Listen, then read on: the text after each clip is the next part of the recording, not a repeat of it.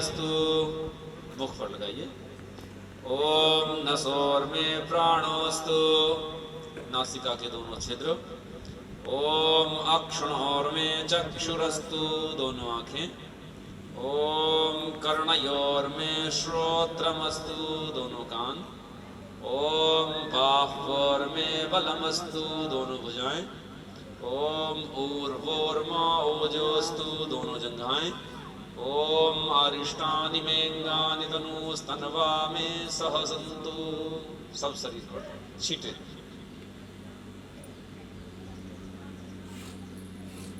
आइए सब मिलकर के एक बार ईश्वर की स्तुति, प्रार्थना और उपासना के मंत्रों का हम पाठ करेंगे। नित्यानंद कहते हैं कि कोई एक व्यक्ति पाठ करे और से सब ध्यान लगा के सुने। ओम विश्वानि देव सवितर्दुरितानि परासुव, यद्भद्रन्तन्न आसुव। हे सकल जगत के उत्पत्ति करता, समग्र ऐश्वर्य युक्त, शुद्ध स्वरूप, सब सुखों के दाता परमेश्वर, आप कृपा करके हमारे संपूर्ण दुर्गुण, दुर्व्यसन और दुखों को दूर कर दीजिए। जो कल्याण कारक गुण, कर्म, स्वभाव और पदार्थ हैं, वह सब हमको प्राप्त कीजिए। ओम हिरण्यगर्भः समवर्तताग्रे भूतस्य जातः पतिरेक आसीत्, सदाधार पृथिवीन्द्यामुते मां तस्मै देवाय हविषा विधेम। जो स्वप्रकाश स्वरूप और जिसने प्रकाश करने हारे सूर्य, चंद्रमा आदि पदार्थ उत्पन्न करके धारण किए हैं, जो उत्पन्न हुए संपूर्ण जगत का प्रसिद्ध स्वामी एक ही चेतन स्वरूप था, जो सब जगत के उत्पन्न होने से पूर्व वर्तमान था, सो इस भूमि और सूर्यादि को धारण कर रहा है। हम लोग उस सुख स्वरूप शुद्ध परमात्मा के लिए ग्रहण करने योग्य योगाभ्यास और अति प्रेम से विशेष भक्ति किया करें। ओम य आत्मदा बलदा यस्य विश्व उपासते प्रशिषं देवाः, यस्य छायामृतं यस्य मृत्युः कस्मै देवाय हविषा विधेम। जो आत्मज्ञान का दाता, शरीर, आत्मा और समाज के बल का देने हारा, जिसकी सब विद्वान लोग उपासना करते हैं और जिसका प्रत्यक्ष सत्य स्वरूप शासन और न्याय अर्थात शिक्षा को मानते हैं, जिसका आश्रय ही मोक्ष सुखदायक है, जिसका न मानना अर्थात भक्ति न करना ही मृत्यु आदि दुख का हेतु है, हम लोग उस सुख स्वरूप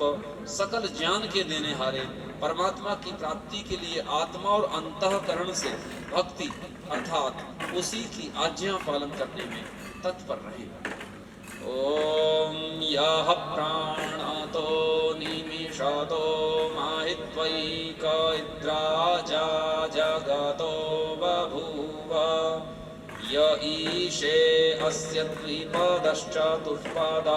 कस्मै देवाय हविषा विधेम। जो प्राण वाले और अप्राणी रूप जगत का अपने अनंत महिमा से एक ही विराजमान राजा है, जो इस मनुष्यादि और गौ आदि प्राणियों के शरीर की रचना करता है, हम लोग उस सुख स्वरूप सकल ऐश्वर्य के देने हारे परमात्मा के लिए अपनी सकल उत्तम सामग्री से विशेष भक्ति करें। ओम ये नद्यौरुग्रा पृथिवी च दृढ़ा ये न स्वस्तभितं ये नाकः, यो अंतरिक्षे राजसो विमानः कस्मै देवाय हविषा विधेम।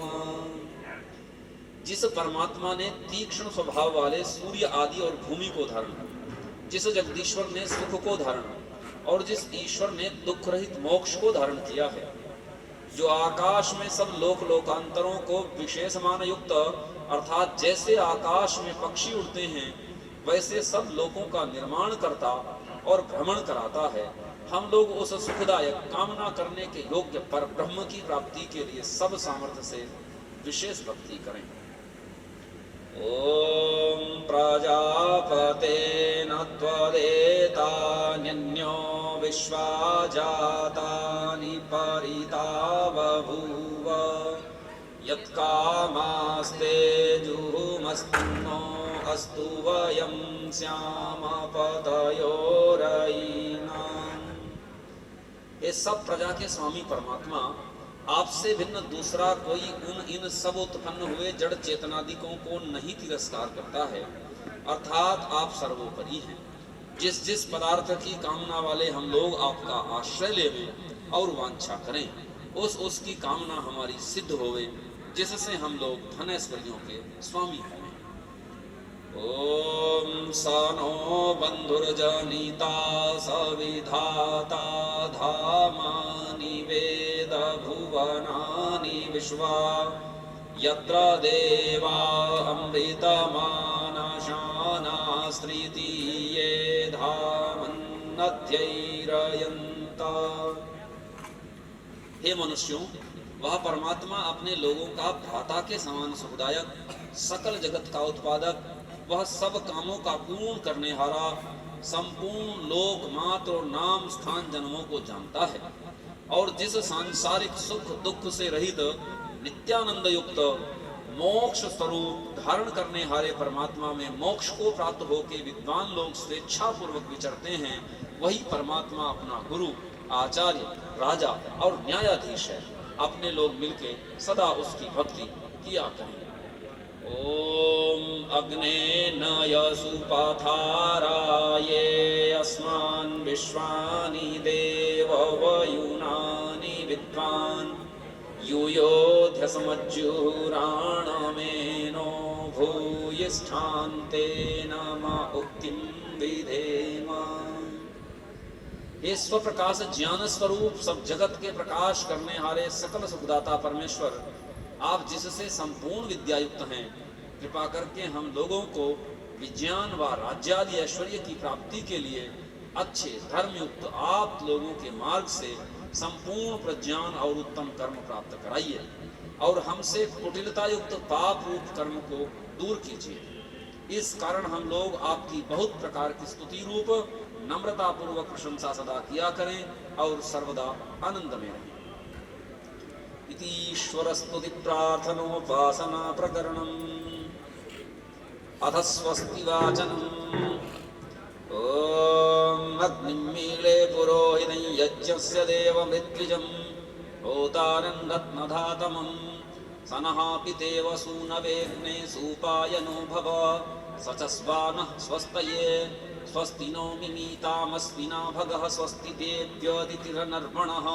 स्वस्ति पूषा असुरो दधातु नः स्वस्ति द्यावा पृथिवी सुचेतुना स्वस्तये वायुमुपब्रवामहै सोमं स्वस्ति भुवनस्य यस्पतिः बृहस्पतिं सर्वगणं स्वस्तये स्वस्तय आदित्यासो भवन्तु नः विश्वे देवानो अद्या स्वस्तये वैश्वानरो वसुरग्निः स्वस्तये देवा अवन्तवृभवः स्वस्तये स्वस्ति नो रुद्रः पात्मंहसः स्वस्ति मित्रावरुणा स्वस्ति पथ्ये रेवती स्वस्ति न इंद्रश्चाग्निश्च स्वस्ति नो अदिते कृधि स्वस्ति पन्थामनुचरेम सूर्या चन्द्रमसा विव पुनर्ददताग्नता जानता संगमे महि ये देवानां यज्ञियानां मनोर्यजत्रा अमृतारितज्ञाः तेनो रासन्तामुरुगायमद्य यूयं पात स्वस्तिभिः सदा नः येभ्यो माता मधुमत्पिन्वते पयः पीयूषं द्योरदितिर्रद्रिर्बर्हाः उक्थशुष्मान् वृषभरान्तस्वप्नसस्ता आदित्या अनुमदा स्वस्तये ऋचक्षसो अनिमिषन्तो अर्हणा बृहद्देवासो अमृतत्वमानशुः ज्योतिरथा अहिमाया अनागसो दिवो वर्षमाणं वसते स्वस्तये सम्राजो ये सुवृद्धो यज्ञमाययुरपरिहवृतादधिरेति वीक्षयम् ता आविवासनमसा सुवृत्तिरभिरमहो आदित्या अदितिं स्वस्तये को वः स्तोमं राधति यञ्जुजोषथा विश्वे देवासो मनुषो यतिष्ठना को वोध्वरन्तु विजाता अरङ्करद्यो नः पर्षदत्यंहः स्वस्तये येभ्यो होत्रां प्रथमा माये जे मनुः समिद्धारग्निरमनसा सप्तहोत्रिभिः त आदित्या अभयं शर्म यच्छता सुगानः कर्त सुपथा स्वस्तये य ईशिरे भुवनस्य प्रचेतसो विश्वस्य स्थातुरजगतश्च मन्तवः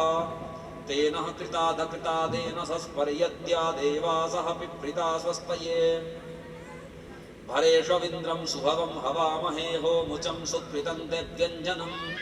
अग्निं मित्रं वरुणं सातये भगन्ध्या वा पृथिवी मरुतः स्वस्तये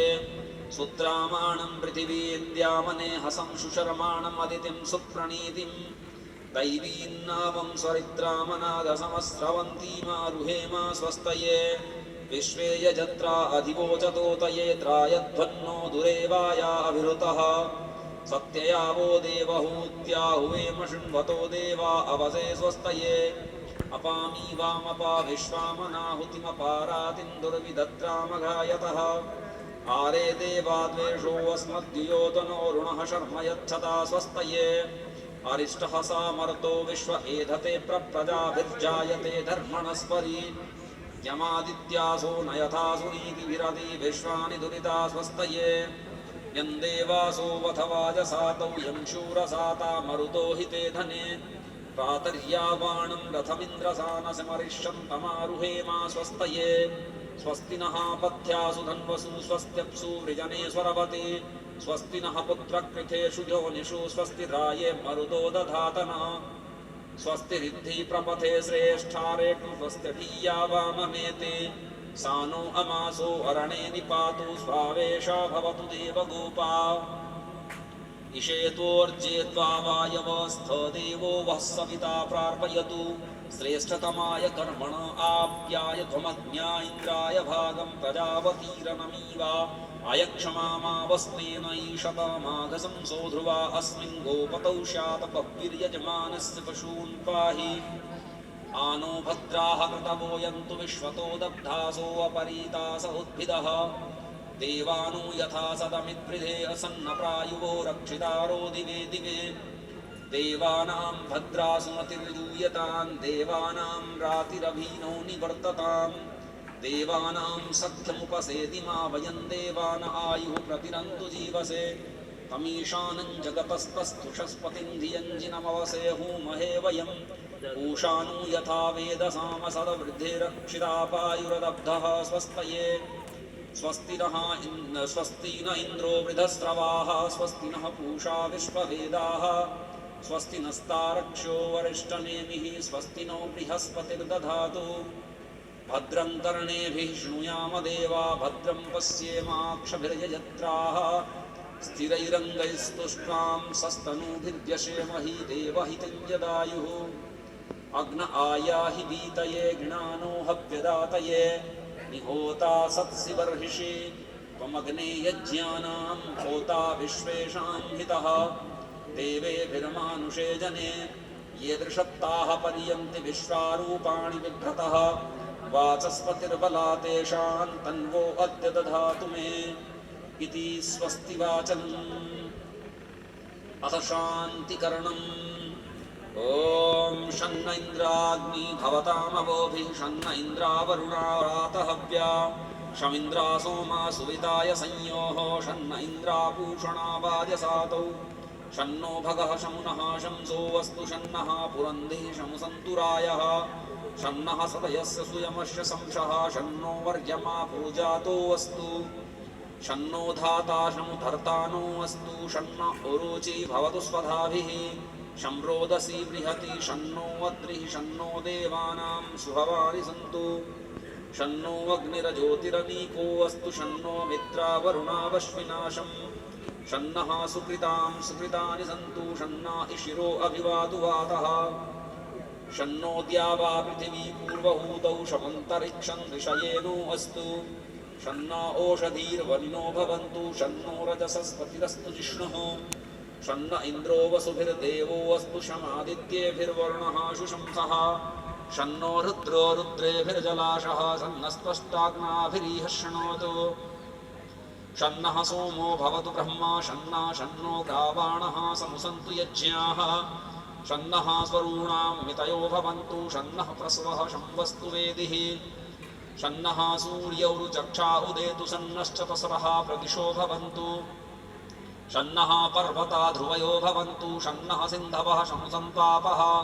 शन्नो अदितिरभवतु प्रतेभिः शन्नो भवन्तु मरुतः स्वर्गाः शन्नो विष्णुः समुपूषानो वस्तु शन्नो भवित्रं शंवस्तु वायुः शन्नो देवः सविता त्रायमाणः शन्नो भवन्तु शसो विभातिः शन्नः पर्जन्यो भवतु प्रजाभ्यः शन्नः क्षेत्रस्य पतिरस्तु शम्भुः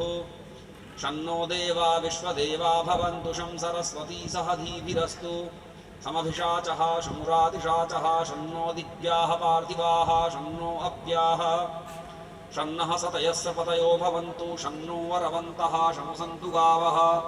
शन्नारिभवः सुकृतः सुहस्ताः शन्नो भवन्तु पितरो हवेषु शन्नो अज एकपाद्देवो अस्तु शन्नो हिर्बुध्न्यः शं समुद्रः शन्नो अपान्नपात्पेरुरस्तु शन्नः कृषिर्भवतु देवगोपा इन्द्रो विश्वस्य राजति शन्नो अस्तु द्विपदे शं चतुष्पदे शन्नो वातः पवतान् शन्नस्तपतु सूर्यः शन्नः कनिकृतद्देवः पर्जन्यो अभिवर्षतु अहानिशं भवन्तु नः शं रात्रिः प्रतिधीयताम् शन्न इन्द्राग्नि भवतामवोभिः शन्न इन्द्रावरुणारातहव्या शन्न इन्द्रापूषणा वाजसातौ शमिन्द्रा सोमा सुविताय संयोः शन्नो देवीरभिष्टय आपो भवन्तु पीतये शन्योरभिस्रवन्तु नः द्यौः शान्तिरन्तरिक्षं शान्तिः पृथिवी शान्तिरापः शान्तिरोषधयः शान्तिः वनस्पतयः शान्तिर्विश्वे देवाः शान्तिर्ब्रह्म शान्तिः सर्वं शान्तिः शान्तिरेव शान्तिः सामा शान्तिरेधि तच्चक्षुरदेव हितं पुरस्ताच्छुक्रमुच्चरत् पश्येम शरदः शतं जीवेम शरदः शतं शृण्याम शरदः शतं प्रब्रवाम शरदः शतमदीनाः स्याम शरदः शतं भूयश्च शरदः शतात् यज्जाग्रतो दूरमुदैति दैवन्तदु सुप्तस्य तथैव इति दूरङ्गमं ज्योतिषां ज्योतिरेकं तन्मे मनः शिवसङ्कल्पमस्तु येन कर्माण्यपसो मनीषिणो यज्ञे कृणवन्ति विदथेषु धीराः यदपूर्वं यक्षमन्तः प्रजानां तन्मे मनः शिवसङ्कल्पमस्तु यत्प्रज्ञानमुतचेतो धृतिश्च यज्ज्योतिरन्तरं मृतं प्रजासु यस्मान्नरिते किञ्चन कर्म क्रियते तन्मे मनः शिवसङ्कल्पमस्तु येनेदं भूतं भुवनं भविष्यत् परिगृहीतममृतेन सर्वं येन यज्ञस्तायते सप्तहोता तन्मे मनः शिवसङ्कल्पमस्तु यस्मिन् ऋचः सामयजूंषि यस्मिन् प्रतिष्ठितारथनाभाभिवाराः यस्मिश्चित्तं सर्वमोतं प्रजानां तन्मे मनः शिवसङ्कल्पमस्तु तुषारथीरस्वानिव यन्मनुष्यान्ने नीयते भीषोभिर्वाजिन इव हितप्रतिष्ठं यदजिरञ्जविष्ठं तन्मे मनः शिवसङ्कल्पमस्तु सानः पवश्वा शङ्गवेशञ्जनाय शमर्वते शम्राजन्नोषधीभ्यः अभयन्नः करत्यन्तरिक्षमभयं द्यावा पृथिवी उभे इमे अभयं पश्चादभयं पुरस्तादुतरादधरादभयं नो अस्तु अभयं मित्रादभयममित्रादभयं ज्ञातादभयं परोक्षात् अभयं नक्तमभयं दिवानः सर्वा आशा मम मित्रं भवन्तु इति